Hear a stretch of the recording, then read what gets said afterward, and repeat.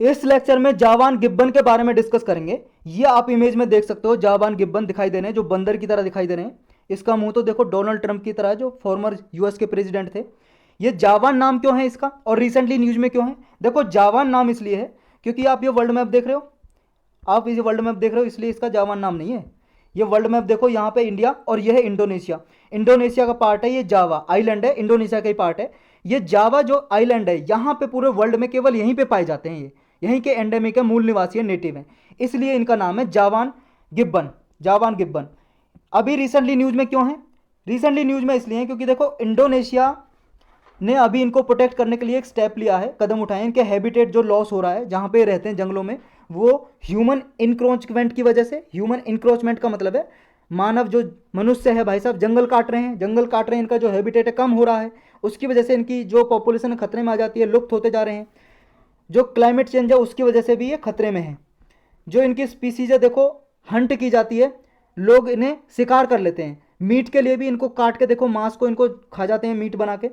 और पेट ट्रेड के लिए भी, पालतू एक तरह से पालते हैं, जैसे कुत्ते को पालते हैं ना, इस तरह से इनको भी पालते हैं। तो दो वजह से इनको हंट करते हैं, मीट के लिए भी और पेट ट्रेड के लिए भी व्यापार करते हैं इनका।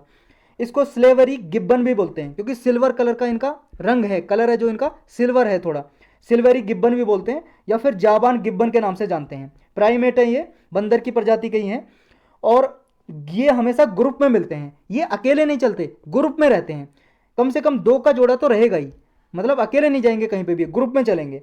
और ये जो इंडोनेशिया का आइलैंड है जावा, वहाँ के एंडेमिक हैं, और ये एल्टीट्यूड 2450 मीटर तक ये मिलते हैं। जैसे ये पहाड़ी इलाका है, पहाड़ के 200 मतलब 2450 मीटर तक ये ऊंचाई तक मिलते हैं। ये गिब्बन है जो जावान गिब्बन।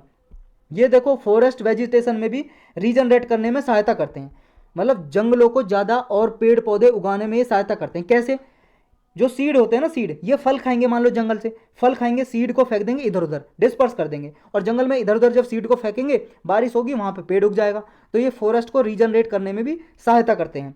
यहाँ जो जावा में इनकी जो पॉपुलेशन है वो केवल 4000 है, अब 4000। ये देखो पहले क्रिटिकली एंडेंजर्ड कैटेगरी में थे 2004 में, लेकिन बाद में इनको देखो आईयूसीएन ने, जो international union for conservation of nature है, इसकी जो लिस्ट है, पहले क्रिटिकली एंडेंजर्ड थे, लेकिन बाद में इनको एंडेंजर्ड लिस्ट में डाल दिया क्योंकि इनकी पॉपुलेशन थोड़ी इंक्रीज हो गई थी। लेकिन अब देखो फिर इनकी पॉपुलेशन डिक्रीज होती जा रही है, पॉपुलेशन इनकी डिक्रीज होती जा रही है हैबिटेट लॉस की वजह से। इनका हैबिटेट कहाँ पे? इंडोनेशिया के जावा में ही केवल पाए जाते हैं ये।